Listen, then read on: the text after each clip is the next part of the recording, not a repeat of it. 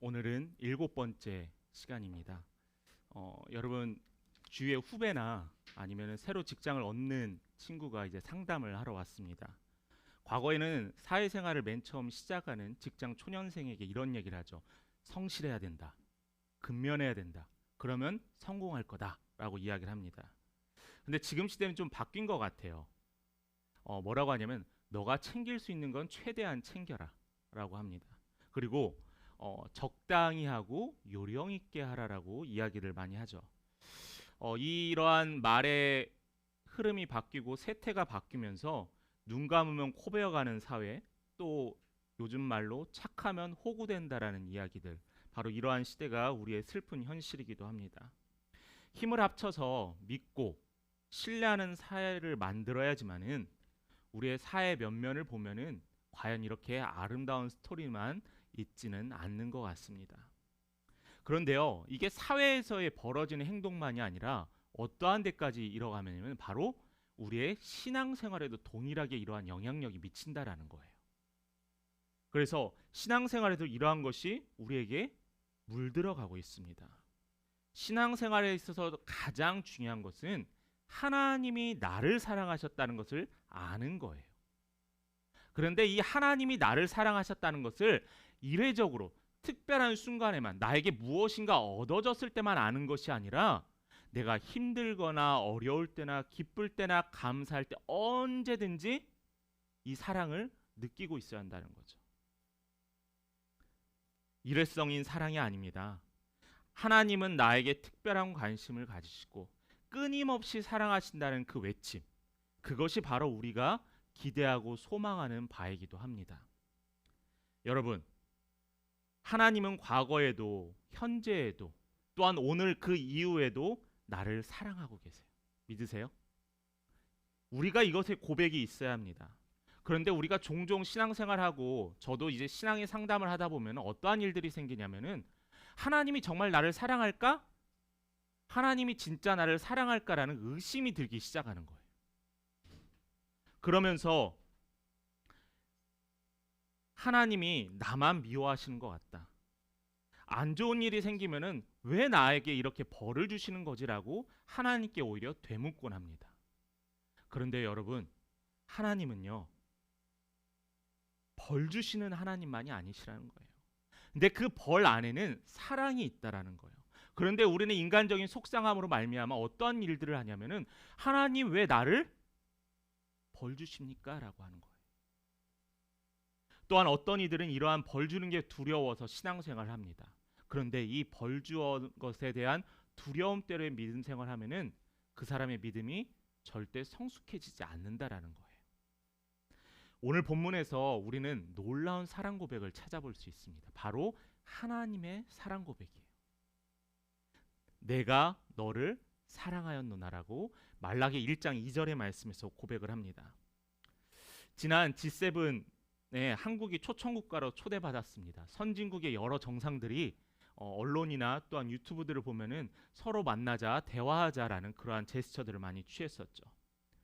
과거에 외국 여행을 가다 보면은 중국인이세요? 아니면 일본인이세요? 라고 항상 물어봤었거든요. 근데 최근에 몇 년 전에 제가 베트남 갔을 때는 한국인이세요? 라는 말을 듣기 시작했다는 겁니다. 그만큼 우리나라의 지위가 또한 문화적으로, 사회적으로, 정치적으로 선진국의 반열에 올라가게 됐어요. 그래서 지금은 또 어떤 일이 벌어지냐면은 선진국에서 환경과 기후를 위해서 노력하는 앞장서는 나라가 되었습니다. 이렇게 전체적으로 성장한 반면에 그런데 우리나라 한국 사람들에 대해서 설문조사를 하고 행복하십니까라는 질문을 했을 때 나오는 답변이 뭐냐면은 행복하지 않다는 게 주류라는 거예요. 그건 어느 설문조사를 통해도 똑같습니다. 50위가 한참 넘고요. 만약에 우리가 많이 가져서 많이 소유해서의 행복의 개념이 아니라 여기에서 우리나라 사람들 불행에 빠져 있다라는 겁니다.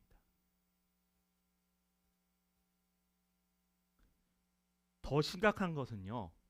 제가 주위 사람들을 만나면서 이야기하면서 경험하는 것은 늘 힘들어하고 있다라는 거예요.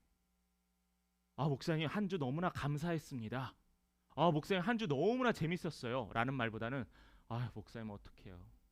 물론 그러한 말 목회자에게 할 수 있다는 것도 정말 좋겠죠. 그런데 우리의 입에 나오는 말의 언어들을 보면은 긍정적인 것보단 부정적인 게 많다는 거예요.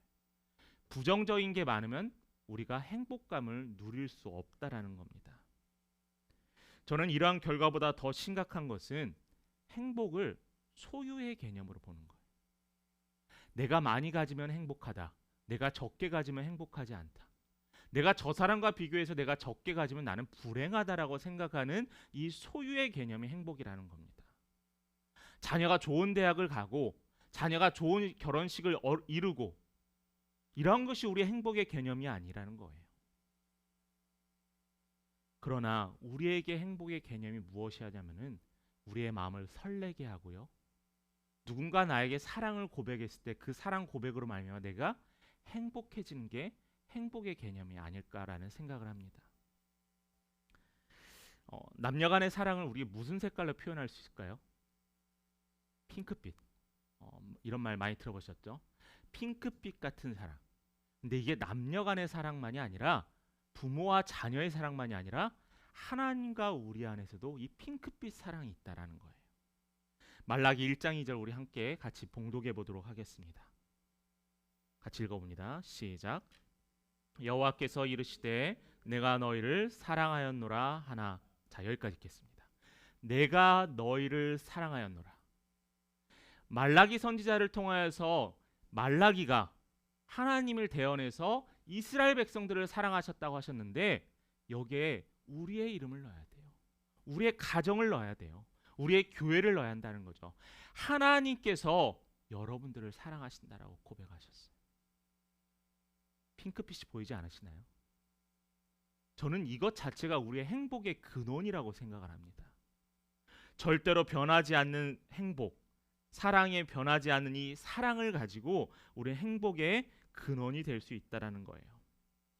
오늘 우리가 읽는 말라기는 구약 성경의 마지막 책입니다. 오늘 이 말라기의 마지막 예언을 통하여서 말씀을 통하여서 예수님이 나시기 전 세례 요한이 나오기 전까지 430년 동안 이스라엘 백성들에게 그 어떤 하나님의 말씀이 선포되어지지 않아요. 암흑의식이었어요. 하나님이 그들에게 관심을 갖지 않으시고요. 하나님이 그들에게 어떠한 사랑을 표현하지 않으셨다라는 거예요. 이건 아주 심각한 겁니다. 여러분 그런 적 있지 않으세요? 하나님께서 내가 분명히 잘못하고 있는데 하나님의 말씀대로 살지 않고 있는데 아무런 말을 제스처를 취하지 않는 거예요. 여러분 저는 그게 더 무서워요. 하나님이 나를 잊고 계시지 않을까? 하나님이 나를 멀리서 그냥 놔두고 계시지 않을까? 사랑한다면은 나를 지금 와서 때리시고 혼내시고 말씀하셔야 되는데 그 어떤 반응이 없으신 거예요. 저는 이것이 너무나 두렵습니다. 말라기 선지자가 바벨론이라는 나라의 포로로 살아가다가 예루살렘으로 귀환한 지 100년이 지난 이 시기에 활동했던 선지자였어요. 이스라엘 백성들은 바벨론이란 그 당시에 강력한 나라에 가서 고난을 당했습니다. 몇 년 동안요? 70년 동안요. 70년이라면 2세대가 3세대까지 지나갔던 시기입니다. 그리 노예와 종으로 살아가면서 그들이 무엇을 받겠어요? 자신들의 나라를 노예로 삼았던 그 큰 바벨론이 번영하고 풍성한 모습들을 가까이서 봤다라는 거예요. 비록 그들이 노예였지만 그들이 사는 곳은 풍성한 나라였다라는 겁니다. 그럼에도 감사하게 하나님의 인도하심으로 바벨론 포로에서 구출되어졌어요. 그들은 구출되어지면서 어떤 마음이 들었을까? 기뻤습니다. 희망에 차 있었어요. 다시 우리 하나님께서 예비하신 그 땅에 가서 성전을 세우고 성벽을 세우고 하나님께 감사와 예배를 드리자 하면서 그들은 포로기에서 구출되었어요. 성전을 세우고 성벽을 재건했지만은 하나님을 따르는 이스라엘 백성의 기대에는 미치지 못했던 것 같습니다. 이스라엘은 너무나 가난했고요. 주위에 많은 나라들이 이스라엘을 침략을 틈틈이 해오고 있었어요. 옛날부터 계속되었던 힘듦과 고난이 멈추지 않고 계속 진행되어 왔더니 이들의 마음이 강팍해지기 시작합니다. 얼마 전까지 나를 구원해 주신 하나님을 잊어버리고 성벽과 성전을 재건케 하신 하나님을 뒤로하고 하나님을 향해서 원망의 눈길을 돌리기 시작했어요. 그들은 결국 하나님의 사랑을 의심하는 죄를 범하게 되었습니다. 그래서 하나님께 대한 믿음을 거두고 방탕과 방황의 삶에 빠지게 되었죠. 그때 바로 전했던 말씀이 오늘 말라기 말씀이에요. 그래서 이 말라기 말씀을 통해서 하나님께서는 잊고 있었던 사랑, 점점 희미해져 갔던 하나님의 사랑에 대한 반응을 회복시키고자 하는 하나님의 마음이 있었습니다. 로마서 8장 35절 우리 성도님들만 한번 같이 읽어보도록 하겠습니다. 로마서 8장 35절입니다. 시작.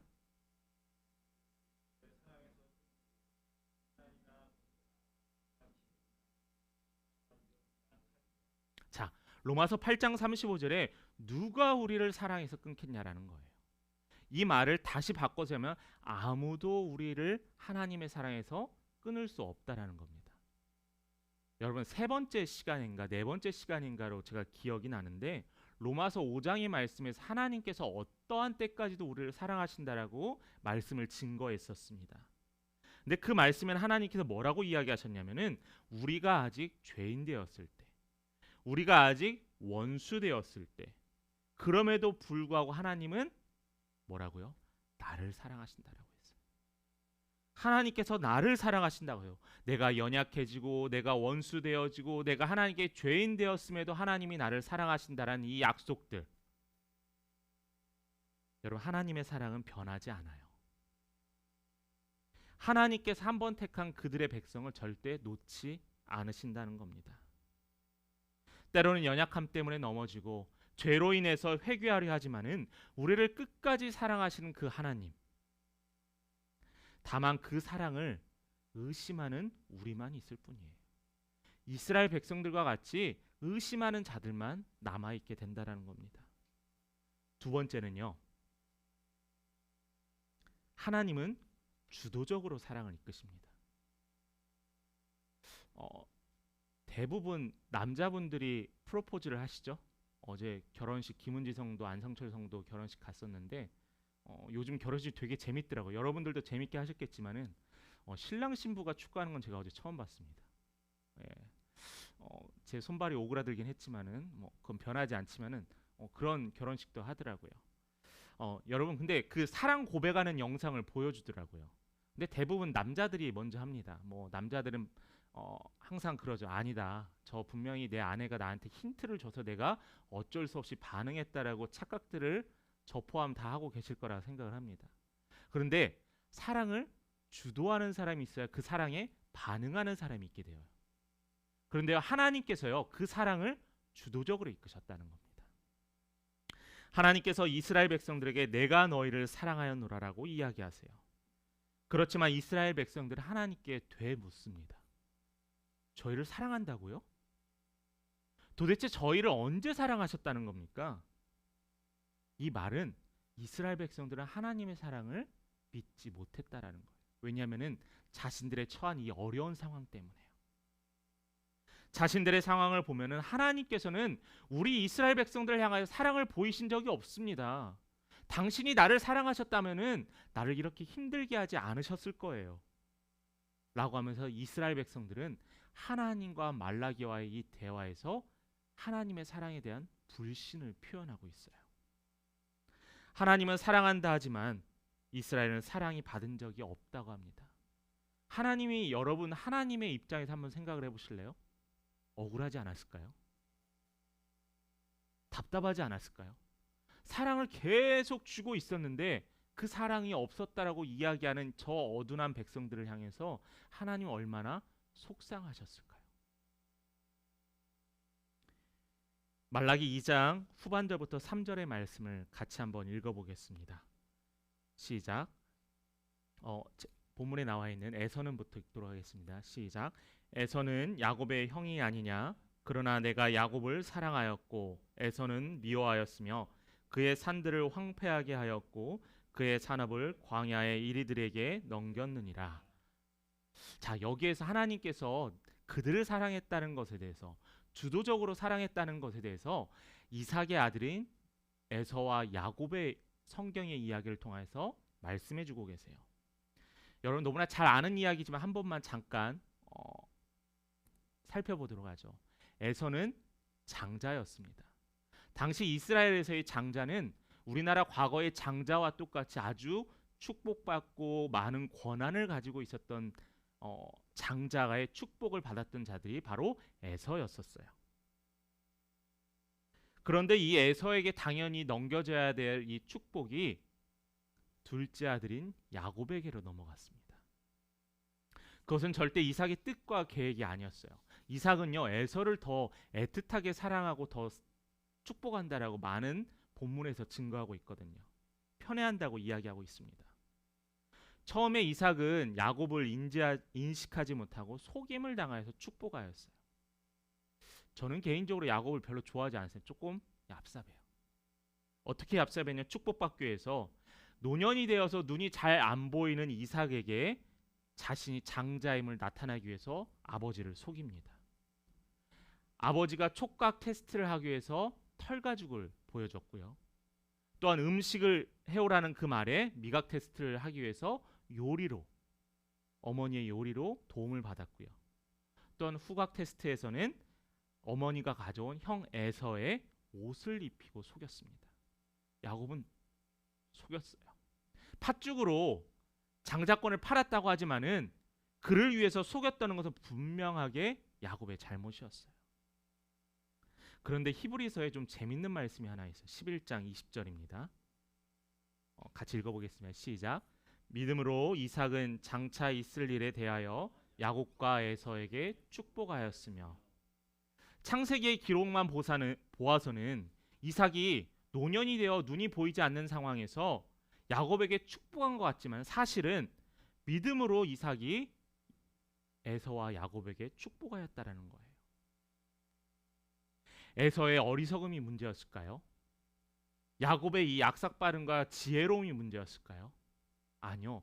이 축복은 하나님이 주도하셨다는 게 축복이에요. 하나님은 한 부모 아래 태어난 에서와 야곱 중에서 야곱을 더욱더 사랑하셨어요. 그런데 야곱을 택했던 이유는 야곱이 완벽해서가 아니에요. 야곱이 무엇인가 특별해서가 아닙니다. 이것은 절대적인 하나님의 주권에 달려 있었던 거예요. 신명기 7장 7절에 8절의 말씀입니다. 제가 읽겠습니다. 여호와께서 너희를 기뻐하시고 너희를 택하심은 너희가 다른 민족보다 수요가 많기 때문이 아니라 너희는 오히려 모든 민족 중에 가장 적으니라. 여러분, 하나님께서 이스라엘 백성을 택하시고 하나님께서 야곱을 택하셨던 이유는 그들이 많이 가지고 지혜롭고의 문제가 아니라 하나님이 택하셨다라는 거예요. 자, 이 사랑은 하나님의 주권이라는 겁니다. 내가 하나님께 선택받기 위해서 발버둥 치고 하나님이 그 모습도 기뻐하시겠죠. 그런데 하나님은 그 사랑을 먼저 우리에게 보여주셨다라는 겁니다.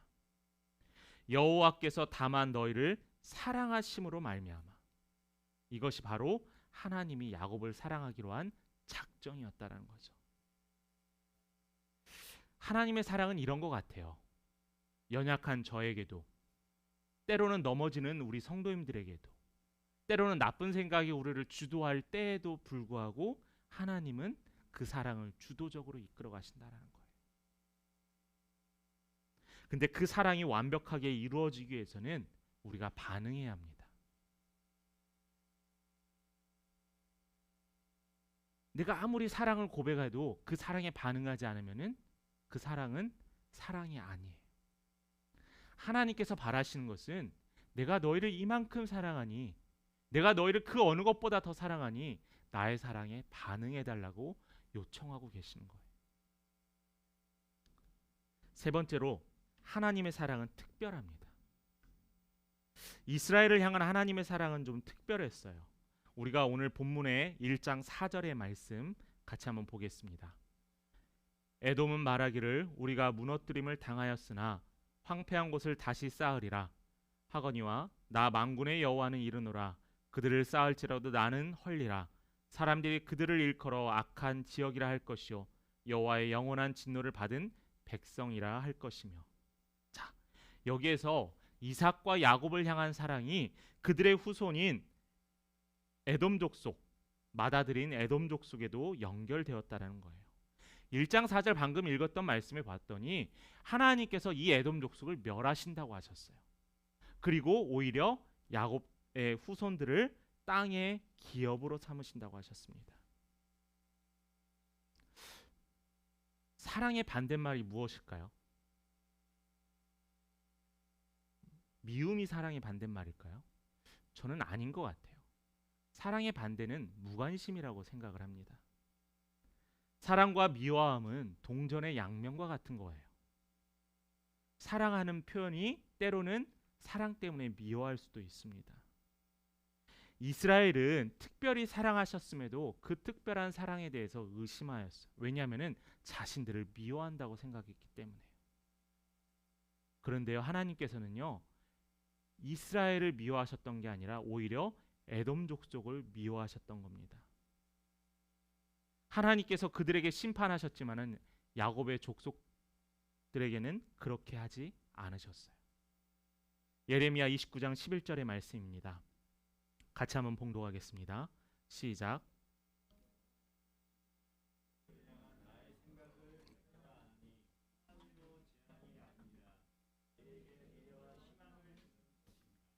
때로는 하나님이 나를 섭섭하게 하고 때로는 나를 사랑하지 않고 미워하는 것 같지만은 하나님께서는 너희에게 미래와 희망을 주신다고 하셨거든요. 이것이 오늘을 살아가는 힘들고 지친 매일매일을 살아가는 우리 성도님들에게 위로의 말씀이 되길 간절히 축원합니다. 이스라엘 백성들이 우상을 숭배하고 안식일을 지키지 않고 하나님보다 물질을 의지하는 죄를 지었어요. 그들을 회개시키고 복을 주시기 위해서 바벨론 포로 생활을 하게 하셨어요. 그게 뭐냐면 하나님께서 혼내셨던 거죠. 여러분, 하나님께 혼내 당한 적 있으시죠? 저도 무지하게 아픈 적이 있습니다. 몸도 너무나 아팠던 적도 있고요. 제가 생각하고 계획했던 것이 다시 뒤틀어졌던 것도 있어요. 지금 여기 계신 우리 예배드리신 성도님들 가운데서도 그런 거 경험하시는 분들 있을 거라고 생각을 합니다. 그런데 여러분, 바벨론의 포로에서 구출해내셨던 하나님, 어려운 가운데서 구출해내셨던 하나님, 죄악 가운데서 우리를 희망의 끈으로 천국을 선물 주셨던 하나님께서는요, 절대 우리를 놓지 않으신다는 겁니다. 이게 그냥 내 마음의 위로가 아니고요, 위안이 아니고요, 하나님의 역사입니다. 눈으로 보는 것 중요합니다. 눈으로 보는 신앙들을 많이 찾아요. 예전에 70년대 80년대는 놀라운 기적들이 일어나는 교회는 성도들이 우르르 모였습니다. 기도원에 가서 보여달라고 기도하기 시작했어요.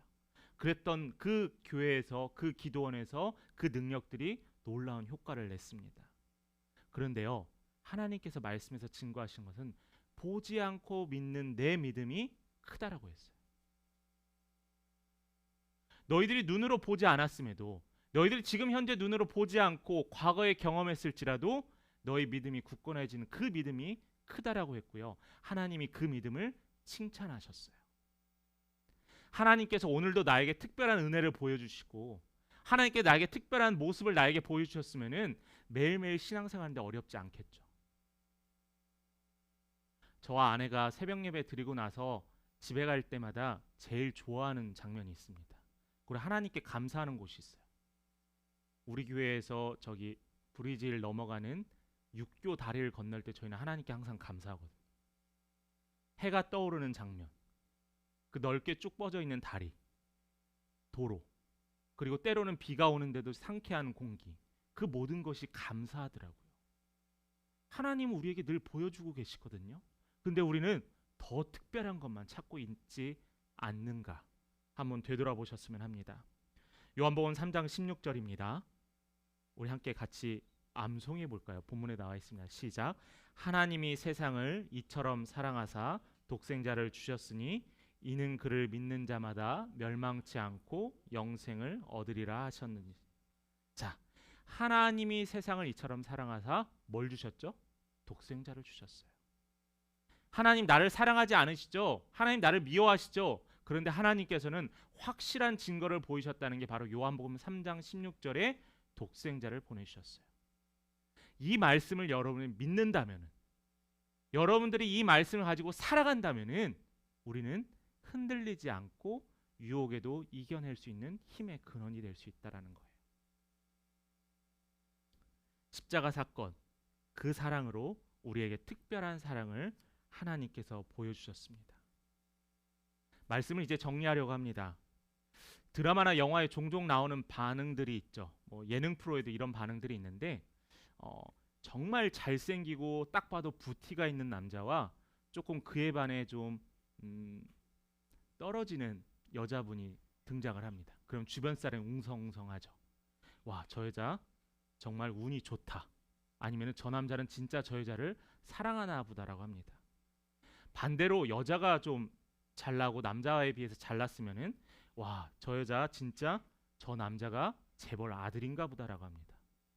이게 우스갯소리지만은 이게 우리의 생각에 무엇을 잠재하고 있냐면은 사랑에는 균형이 맞아야 된다고 생각하고 있거든요. 사랑의 균형이 맞는 게 맞을 수도 있습니다. 그런데요, 사랑에는 우리는 공통점이 있는데 비슷한 사람 조건이 같은 사람 비슷한 사람이 만나야 행복하다라는 생각들을 합니다. 그런데 사랑은요, 내가 희생하면서까지 그를 안아줄 수 있는 게 사랑이라고 생각을 해요. 제가 결혼하는 신혼부부들에게 항상 하는 얘기가 있는데 결혼을 언제 결심하는 게 좋겠습니까? 라는 청년들의 질문에 저는 항상 이렇게 대답합니다. 내가 지금 결혼하는 배우자, 생각하는 배우자에게 무엇을 얻으려 할 때 결혼을 결심하지 말고 내가 무엇인가를 줄 수 있을 때 결혼을 결심하라고 하고 이야기하고 있어요. 여러분, 사랑은요, 받는 게 아니라 주는 겁니다. 그 사랑의 모범을 하나님께서 보여주셨어요. 조건의 사랑이 아니었고 상대방의 무언가를 얻기 위한 사랑이 아니라 한없이 희생하고 특별한 사랑을 보여주셨던 하나님, 그 하나님께서 우리에게 약속하셨어요. 하나님께서 우리에게 조건을 바란다고 이야기하지 않으셨습니다. 아낌없이 주신다고 약속하셨어요. 이것이 그 놀라운 사랑의 증거입니다. 우리 고린도후서 5장 14절 우리 함께 우리 앞부분만 같이 읽어보도록 합니다. 시작. 그리스도의 사랑이 우리를 강권하시는도다. 네, 강권하시는도다. 이게 뭐냐면은 하나님께서 우리의 사랑의 주관자 되신다라는 거예요. 말씀처럼 하나님께서 우리를 사랑으로 이끌어 주신다는 거예요. 마치 자석처럼 우리에게 향해서 그 자석에 강력한 사랑의 자석을 대고 거기에 반응하기를 하나님께서는 원하신다는 거예요. 우리는 그 자석이 끄는 대로 우리는 반응하면 됩니다. 왜 날 저 사람처럼 사랑해 주지 않으세요? 왜 날 저 사람처럼 축복해 주지 않으세요가 아니라 죄인이고 죽을 수밖에 없었던 이 죄인을 향해서 구원하시고 십자가를 선물 주셨던 하나님께 감사하는 여러분 되셨으면 좋겠습니다. 아직 우린 젊습니다. 해야 될 것 또한 극복해야 될 것, 이루어야 될 것 너무나 많아요. 그럼에도 우리가 살아갈 수 있는 모든 힘은 지금까지 베풀어 주신 하나님의 사랑을 세어보시고 지금도 하나님이 나를 사랑하신다는 그 약속을 가지고 굳게 신뢰하며 또한 믿음으로 온전히 서시기를 힘쓰는 우리 귀한 성도님 되시기를 간절히 축원합니다.